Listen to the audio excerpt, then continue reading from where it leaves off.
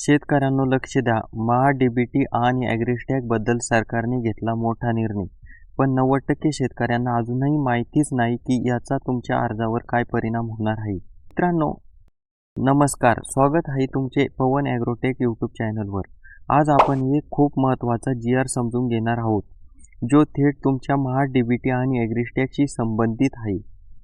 त्यामुळे हा व्हिडिओ शेवटपर्यंत नक्की बघा, कारण शेवटी मी तुम्हाला सांगणार आहे की याचा शेतकऱ्यावर नेमका काय परिणाम होणार आहे.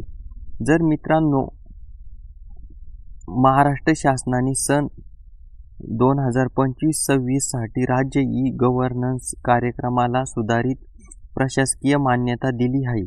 म्हणजे कृषी विभागाचे सगळे ऑनलाईन कामकाज अजून मजबूत करण्यासाठी हा निर्णय घेण्यात आला आहे. आधीच ह्या योजनेसाठी 100 कोटी रुपयाचा मोठा निधी ठेवण्यात आला होता.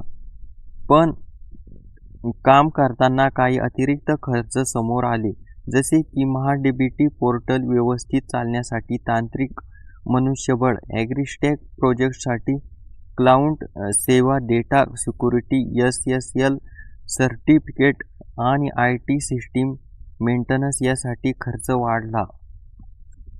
त्यामुळे सरकारने आता पुन्हा 2.85 कोटी रुपयाचा अतिरिक्त निधी मंजूर केला आहे.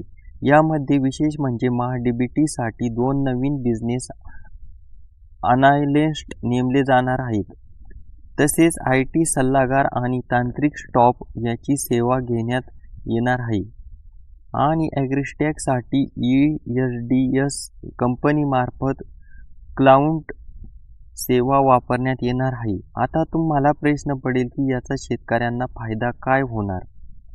तर मित्रांनो, जी-आर थेट पैसे देणारा नाही, पण अप्रत्यक्षपणे खूप मोठा शेतकऱ्यांना फायदा देणार आहे. कारण महा-डी-बी-टी पोर्टलवर अर्ज करताना जे एरर्स येतात, डाटा मिस्टेक होतो किंवा ॲप्लिकेशन रिजेक्ट होतात, त्या समस्या कमी होणार आहेत. तसेच ॲग्रिस्टॅगमुळे तुमची पिकाची माहिती ऑटोमॅटिक अपडेट होणार आहे. म्हणजे सरकारकडून डिजिटल शेती व्यवस्थेला दिलेला एक मोठा बूस्ट आहे, असं म्हणायला हरकत नाही. त्यामुळे मित्रांनो, जर तुम्ही महा-डी-बी-टी किंवा कोणत्याही कृषी योजनेसाठी अर्ज करत असाल, तर हा बदल तुमच्यासाठी खूप फायदेशीर ठरणार आहे.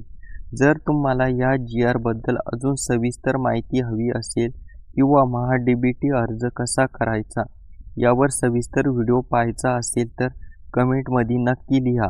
आणि अशाच अपडेटसाठी चॅनलला लाईक, शेअर आणि सबस्क्राईब करायला विसरू नका. धन्यवाद मित्रांनो.